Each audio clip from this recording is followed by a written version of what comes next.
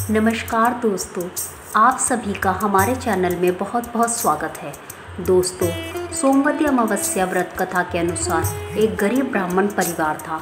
उस परिवार में पति पत्नी और उसकी एक पुत्री भी थी। उनकी पुत्री समय के गुजरने के साथ साथ धीरे धीरे बड़ी होने लगी। उस पुत्री में बढ़ती उम्र के साथ सभी स्त्रीयोचित सगुणों का विकास हो रहा था। वह कन्या सुंदर, संस्कारवान एवं गुणवान थी, परंतु गरीब होने के कारण उसका विवाह नहीं हो पा रहा था। एक दिन उस ब्राह्मण के घर पर एक साधु महाराज पधारे। साधु उस कन्या के सेवा भाव से अत्यधिक प्रसन्न हुए। कन्या को लंबी आयु का आशीर्वाद देते हुए साधु ने कहा कि इस कन्या के हाथ में विवाह योग्य रेखा नहीं है। तब ब्राह्मण दंपति ने साधु से इसका उपाय पूछा। कन्या ऐसा क्या करे कि उसके हाथ में विवाह योग बन जाए। साधु महाराज ने कुछ देर विचार करने के पश्चात अपनी अंतर्दृष्टि में ध्यान करके बताया कि कुछ ही दूरी पर एक गांव में सोना नाम की एक धोबिन महिला अपने बेटे और बहू के साथ रहती है, जो बहुत ही आचार विचार एवं संस्कार संपन्न तथा पतिपरायण है।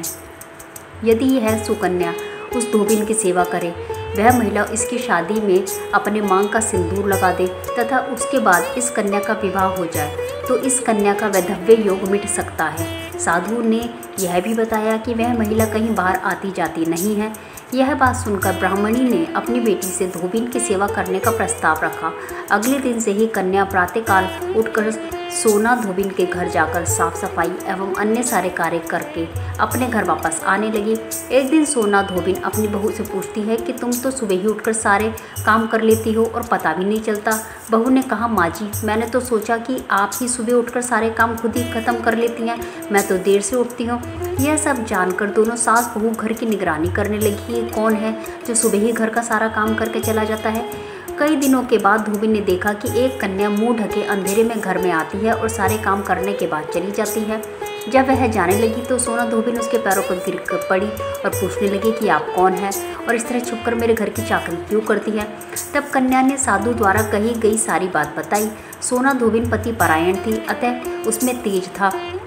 वह तैयार हो गई। सोना धोबिन के पति थोड़ा अस्वस्थ थे। उसने अपनी बहू से अपने लौट कर आने तक घर पर ही रहने को कहा।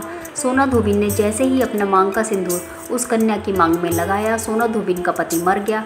उसे इस बात का पता चल गया। वह घर से निराजल ही चली थी। यह सोचकर कि रास्ते में कहीं पीपल का पेड़ मिलेगा तो उसे भंवरी देकर और उसकी परिक्रमा करके ही जल ग्रहण करेगी। उस दिन सोमवती अमावस्या थी। ब्राह्मण के घर मिले पुए पकवान की जगह उसने ईंट के टुकड़ों से 108 बार भंवरी देकर 108 बार पीपल के पेड़ की परिक्रमा की और उसके बाद जल ग्रहण किया। ऐसा करते ही उसके मृत पति के शरीर में जान वापस आ गई। धोबिन का पति फिर से जीवित हो उठा। तो दोस्तों, आपको हमारी आज की ये प्रस्तुति कैसी लगी, हमें कमेंट बॉक्स में लिखकर ज़रूर बताइएगा और इसी तरह की और कथाओं के लिए हमारे चैनल को सब्सक्राइब कीजिएगा। हर हर महादेव।